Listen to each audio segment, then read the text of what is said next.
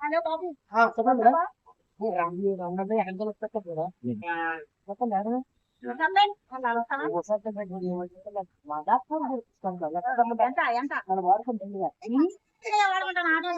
Auto నన్ను వాడుకోండి madam 300 వస్తాను. 300 మొత్తపడి తెలిసి నీకు అసలు తెలుసా ఎక్కడే పక్కన పక్కన అయితే ఏంటి పక్కన అయిందని నీకు 300 ఇవ్వాలా?